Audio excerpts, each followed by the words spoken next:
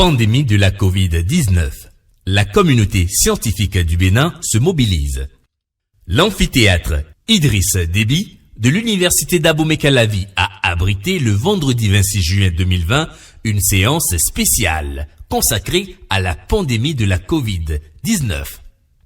Organisée par l'Académie nationale des sciences, arts et lettres du Bénin, ANSALB, cette rencontre à caractère scientifique a regroupé des chercheurs en vue de partager les réflexions qui se mènent dans le cadre de la riposte contre la pandémie de la Covid-19. La riposte, une préoccupation partagée par l'ensemble de la communauté scientifique, dira le professeur Maxime Dacruise, recteur de l'université d'Abomey-Calavi, dans son mot de bienvenue aux participants, et pour le président de l'ANSALB, le professeur Maoutan Norbert Roukonou, une seule certitude. Une seule certitude. Le nouveau visiteur est inconnu, invisible, et prend possession de la cité et de tout l'édifice de l'humanité, réduisant l'homme à ses justes valeurs et limites, à ses doutes réels, qu'il soit blanc, jaune, rouge ou noir, indépendamment de sa race, de ses origines, de ses richesses et de son statut social. C'est seulement plongé dans cet espace que la recherche africaine saura dépasser le cadre formel de servitude où elle est aujourd'hui piégée pour s'élever et aller puiser dans les ressources naturelles, les savoir-faire endogènes, la médecine traditionnelle multiséculaire pour servir nos peuples et l'humanité et enrichir le patrimoine universel. C'est dans cet espoir que je déclare ouverte la séance spéciale Covid-19 de l'Académie nationale des sciences, arts et lettres du Bénin. Vive la science au service de l'humanité, vive l'Académie, vive le Bénin. Je vous remercie.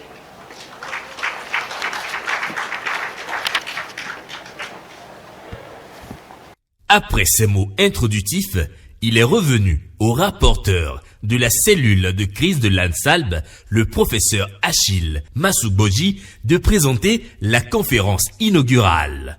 Pour lui, la pandémie de la Covid-19, tel un tsunami, a déferlé sur tous les continents. Sa force réside dans les nombreux inconnus qui continuent de le caractériser, à savoir son mécanisme d'action, sa traduction clinique, sa dynamique de propagation et son traitement. Au plan clinique, elle s'exprime par plusieurs manières. Les formes asymptomatiques qui représentent un pourcentage important, à peu près 80% des sujets qui sont touchés par le virus ne feront pas de mal, ne feront rien. Puis il va y avoir les formes de l'adulte. Lorsque l'adulte est en bonne santé, jeune et sain, un simple syndrome grippal, lorsqu'il est âgé, l'âge constitue ici, parmi les facteurs de comorbidité, probablement le plus important. Lorsqu'il est âgé et qu'il est porteur d'une baisse de défense immunitaire et d'un certain nombre d'affections telles que le diabète, l'hypertension, etc., il risque de faire une forme grave, et cette forme grave va concerner environ 15% des sujets touchés. Et puis il va y avoir parmi ces formes graves-là, les formes très graves, qui concerneront 5% à peu près de la population. L'enfant est relativement peu touché, et quand il l'est, généralement, la forme qu'il fait est bénigne. La série de communication qui a suivi cette conférence inaugurale fait intervenir tour à tour le chef d'état-major de l'armée de terre, le colonel Fructueux Baguidi, les professeurs Adrien Wanou, Romain Glélé-Kakaï, etc. On dénombre au total 13 communications sur des sujets divers comme la modélisation mathématique, la détection de pneumonie causée par le coronavirus, les traitements à base de plantes médicinales, les impacts socio-économiques de la pandémie, l'approche de la chimioprophylaxie, etc. À titre d'exemple, le professeur Villevo Adam Roumain fait ici le point des travaux qu'il conduit en duo avec le professeur Maouton Norbert Ronconou.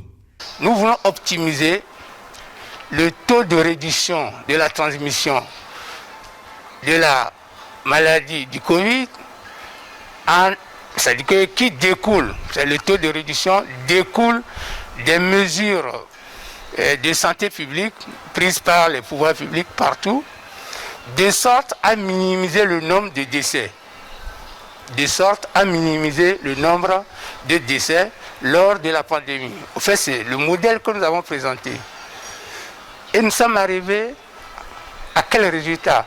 Nous sommes arrivés à trouver que pour un taux de réduction très important, de la maladie, alors nous pouvons avoir un décès minimal des gens infectés. Donc, qu'est-ce qui est recommandé au pouvoir public ici? C'est d'injecter assez de mesures de santé publique pour stopper la propagation de la maladie. Donc, on a utilisé un modèle épidémiologique, c'est-à-dire qui est collé à l'épidémiologie. Bon, en comptant à partir d'avril, quand nous avons fait notre étude, on se retrouvait à 6 mois à partir d'avril. Donc, disons en septembre, on doit avoir le pic de la maladie. C'est ce que nous avons obtenu de nos travaux de recherche. C'est-à-dire qu'à partir d'avril, quand vous comptez, ça fait 6 mois, ça fait en septembre. En septembre, on doit avoir le pic de la maladie.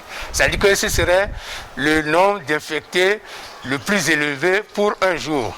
Et après ça, il y aura décroissance. Donc c'est ce que nous avons obtenu de nos études. Par ailleurs, nous avons obtenu un bon résultat, qui est le suivant. C'est-à-dire que si le nombre de migrants est petit par rapport au nombre de décès minimal, alors l'extinction de la maladie va se réaliser progressivement. La maladie va disparaître au fil du temps. Ça, c'est un résultat aussi que nous avons obtenu.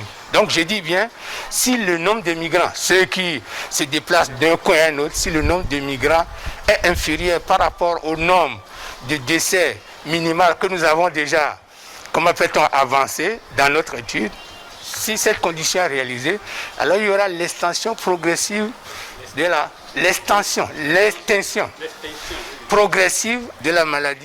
Mais au fait, c'est des mesures très appropriées. Tout à l'heure, j'ai parlé de migrants. Mais quand vous ne fermez pas la frontière, il y a la migration, alors on aura beaucoup de problèmes. Quand le nombre de migrants sera élevé, on aura beaucoup de problèmes en ce qui concerne la maladie. C'est pourquoi nous préconisons dans notre étude que le nombre de migrants soit vraiment très petit. Il ne faut pas qu'il y ait beaucoup de déplacements. Donc fermer la frontière, ça règle un tant soit peu ce problème. Je vous dirai tout de suite que pour ce qui concerne l'Afrique, on ne prédit que de mauvaises choses. Parce que qui sont ceux qui sont à la tête des organisations internationales? C'est eux. Donc, ils prédisent toujours le mal pour l'Afrique. Mais cette fois-ci, on a l'impression que ça ne se concrétise pas. Bon, comme tout le monde le dit, on remercie Dieu. Donc, moi, je ne crois pas trop à la catastrophe prédite par les autres. La catastrophe annoncée pour l'Afrique n'est survenue nulle part sur le continent. Mais l'augmentation vertigineuse des chiffres liés à cette pandémie en Afrique en général et au Bénin en particulier est très préoccupante. Cela appelle une meilleure sensibilisation de la population sur le caractère insidieux de la maladie, l'accentuation de la prévention à travers le respect strict des gestes barrières, la recherche de solutions endogènes originales sans toutefois se fermer aux apports extérieurs. Tout cela appelle une forte implication de la recherche scientifique et la collaboration entre les tradithérapeutes et la médecine moderne. Cette complémentarité des deux types de médecine est au cœur des travaux de l'unité de recherche en microbiologie appliquée et pharmacologie des substances naturelles, URMAFA, de l'école polytechnique d'Abomey-Calavi, sous la conduite du docteur Victorien Dougnon.